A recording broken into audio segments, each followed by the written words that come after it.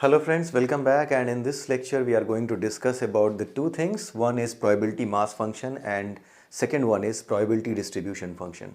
This probability mass function is related to the discrete random variable. I am writing in a short form DRV, discrete random variables. This is related to discrete random variable, and the second one, which is the probability density function, not distribution function, it's density function.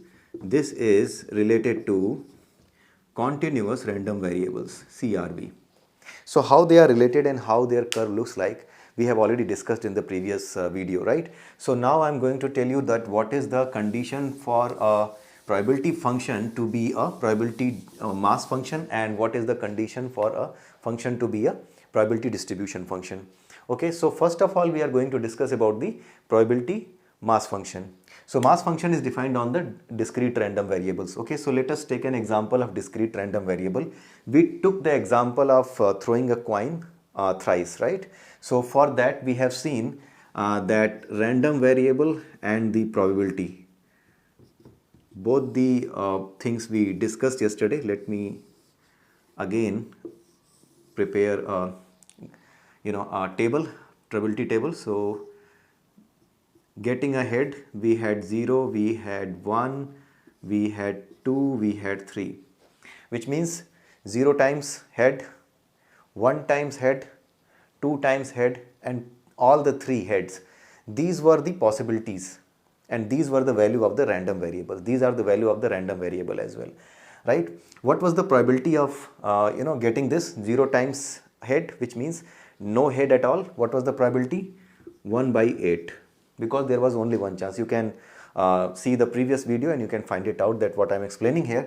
Now you get head once. How many times you could get head once? What are the chances you could get head once? Only one head. So those chances were 3. So 3 by 8. And similarly for 2 heads it was again 3. So 3 by 8. And then for 3 it was 1 by 8. Right? So this was the value for each of the random variable 0, 1, 2 and 3. 0 means no head should come, 1 means only one head should come, 2 means 2 heads should come, 3 means all the 3 should be head, right? What is the probability? 1 by 8, 3 by 8, 3 by 8 and 1 by 8. These were the probabilities, right? So now let us see one thing, that the probability of each of the event, right, is between, the first thing is that the probability of each of the event is between 0 to 1. This condition is satisfied, right? 1 by 8, 3 by 8, this condition is satisfied for all these for all these events, getting 0 head, 1 head, 2 head, 3 heads. The second condition is when you add these things, right?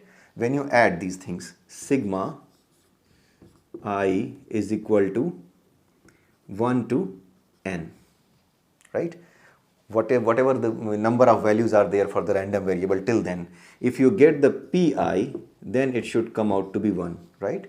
Which means adding all these probabilities for the possible values of random variables, if probability of all these values after summation comes out to be 1, then if these two conditions are satisfied, first thing, that every random variable is there, and for every random variable the probability is greater than 0 or equal to 0 and less than or equal to 1. In that case, and plus in that case, when all the probabilities, when they are added, if they become 1 after adding, then these two conditions getting satisfied, and in such condition we say that this is a probability mass function. This is known as a probability mass function. And this is probability mass function which is defined on the discrete random variable, because this is defined for the discrete values, right? 1, 2, 3, these are discrete values. There is nothing between 2 and 3. You can never get 2.5 and 3.5, 1.5, something like that. Either it will be 1 time, it will be 2 times, it will be 3 head. It cannot be 2.5 heads, it cannot be 2.75 heads, something like that. So when this is defined on the discrete random variables, then this kind of function which satisfies both these conditions is known as the probability mass function. Now let us come to the probability distribution function, right? Probability distribution function. We took the example of taking the height of some people in a city, right? Suppose I live in Noida and I want to take the height of all the people living in my society. In that case, if someone's height is 5.4 feet and someone else's height is 6 feet, right, then in that case between 5.4 and 6 feet, there can be infinite number of possibilities of getting the value of height, right? So when there is a possibility that between the two numbers, if the probability is in, if the value of a random variable is a real number, which is not a complete number, it's a real number, and there is a possibility always that between two real numbers, the infinite number of real numbers can exist. In that case, when you plot a graph, this graph cannot be in the form of the boxes. It cannot be bar chart. It will be a curve, right? So it will be a continuous curve. You cannot leave at any point, like you can create a box and then leave it, and after some time, after some point you will add another box, something like that. It will not happen. In case of the real numbers, or you say like in the case of continuous random variables, you will get a curve which is continuous, something like this,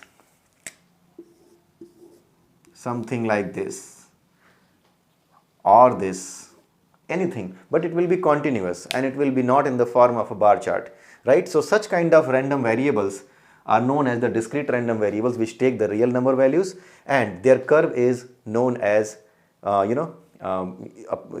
curve is known as the continuous random variable curve, right? And if you create the graph, it looks like something like this, which I shown you. Now if we try to find out the definition for these kind of variables for the probability, just like for the probability mass function, here for the continuous random variable, this is known as the probability density function, PDF. In case of a continuous random variable, this kind of function is known as the probability distribution function if it satisfies this condition. First thing is that the probability should be 0 to 1, right? This first condition is same. It can be 0. 0.00, 0.123, 0.00123, or 5.2223, something like that. It can be a real number. The probability can also be a real number, right? But it will be between 0 to 1 only. It cannot be beyond this, beyond 1, and it cannot be below 0, right? So this is first condition. The second condition, probably I'm not sure how much you know about the integration. Integration is something like the area under the curve, right? So suppose your curve is something like this, right? And if you see the area between the curve, under the curve, this is something like this, right? This point is A, this point is B. If you have to find out the area under the curve, then you use the integration. If you remember from your school days, then the integration is used to find out the area under a curve. So between A and B, from A to B, fx dx, right? It should be 1. Why? Because from here till here, what it is showing, what this area is showing, nothing but the probability.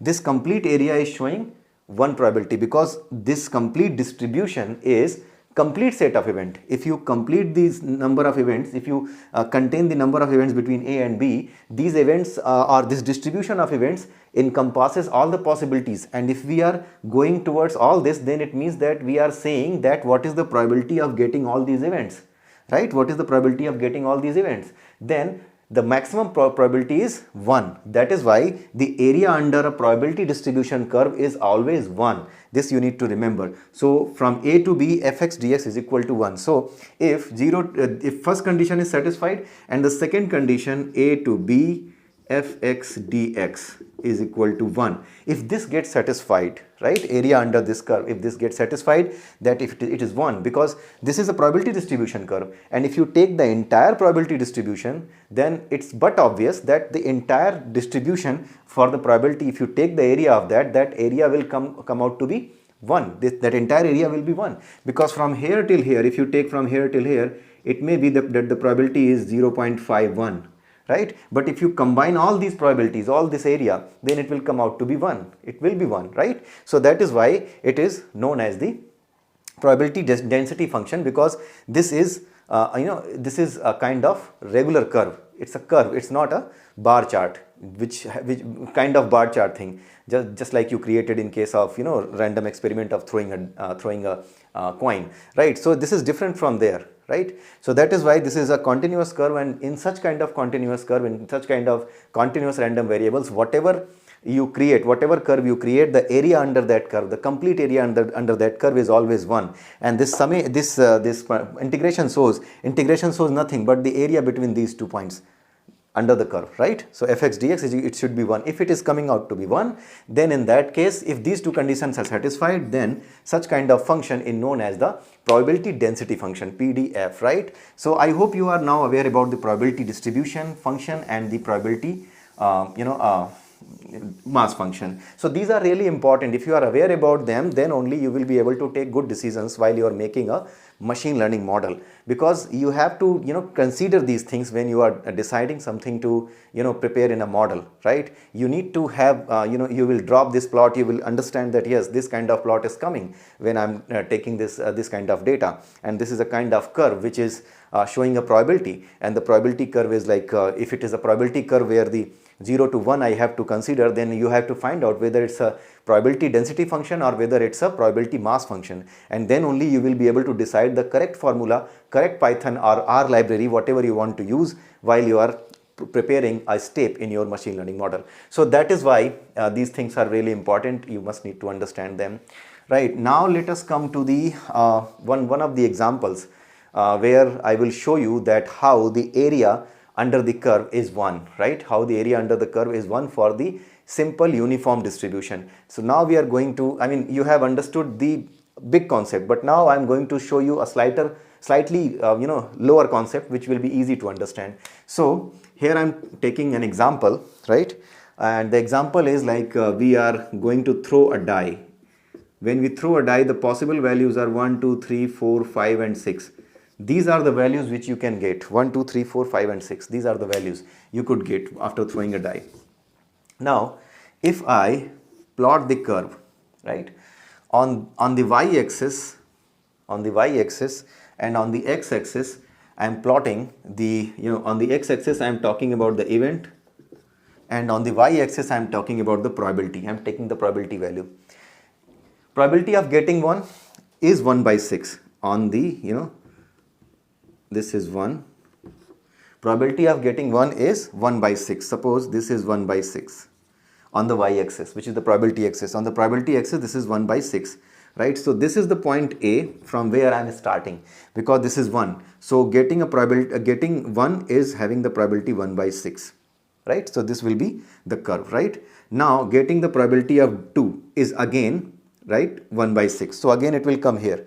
So it will be 2 and 1 by 6. Right? Similarly, if I come to here,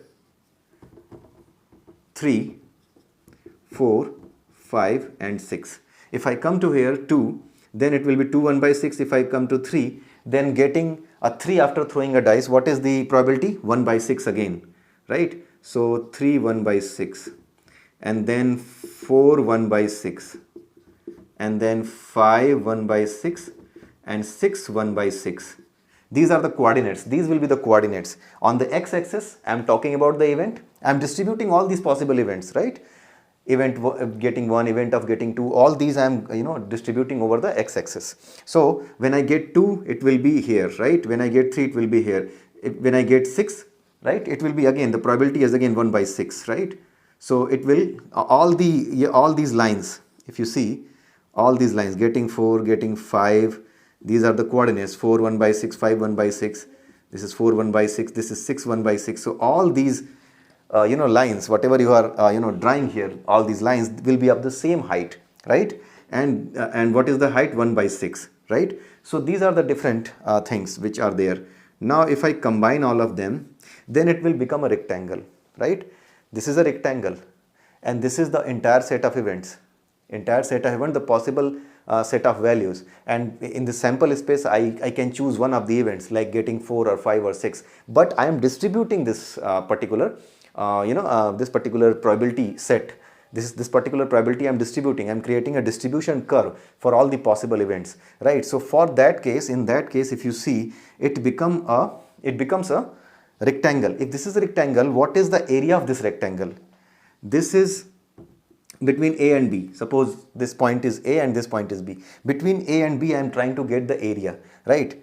This is 1, this is 1 by 6, right? This is 1 by 6, right? So 1 by 6 into 1, what it will come? What will come? It will come like 1 by 6 into 1, 1 by 6. Similarly, for this one, 1 by 6, 1 by 6, 1 by 6, 1 by 6, right? So when you will add all these 1 by 6 times, then it will become 1. 1 by 6 into 6 is equal to 1, because this entire area will come out to be 1 only, right? 1, 2, 3, 4, 5, 6, because this area, like here it is, this point is A, which is again like 1. The point is 1, right? So if you see this, then these will be like the areas under these will be, these are all like, this is 1 by 6, this is at the point 1, right? This is at the distance 1, so this is 1, and here it is, this is 6. So between from 1 till 6, right? So all the area, when you will get it, it will be 1 into 6 times, it will be coming like 1 by 6 into 6 is equal to 1. So entire area under this curve will be 1, right? The area of this curve will be 1. So this is the way you find out the area under the curve. And if you see, then the area, what is the area? Height into, length into breadth, L into B. What was the length? This was a point A and there was a point B. So what was the length? Length was B minus A, right? This was the B. This was the length, B minus A. And what was the height? Height we have to find, right? Area is 1. So if you write something, area is equal to length into breadth. So area is 1. 1 is equal to length means B minus A into height, which is H, right? This height is nothing but the probability. If you get such kind of curve, then if you have to find out the probability, you need to predict it. Then in that case, you will find the height of this curve, right? Here we have understood that yes, height is 1 by 6. But in such cases where you get, after plotting the data, if you get a kind of curve which is, a kind of a rectangular curve, or which is a kind of a square curve, then in that case, using this formula, you can find out the probability, the prediction, like what is the distribution and what is the probability of getting these. If you do some experiment, if you do something, what is the probability of getting something to happen, of getting these things to happen, right? So in that case, H will be like 1 by B minus A. So this is the probability. For such kind of cases, this is the simplest case where the curve can be a rectangle. All right. So when it can be rectangle, when all the events in the sample space, if their probability is 1, if all the events, all the single events, each individually, if each of the event in the sample space individually has the same probability, then in that case you get a rectangle, right? So which means that the prediction will be easy for those things, right? So normally these kind of things, this kind of uniform distribution situation, we usually don't get, but yeah, this is a kind of uniform distribution. It's a kind of probability distribution. That is why it has been studied, right? So this is how you understand the probability distribution. This was about the uniform distribution, and there is another playlist in our channel, on our channel, where we are discussing about the NumPy. So there, if you are now going to read about the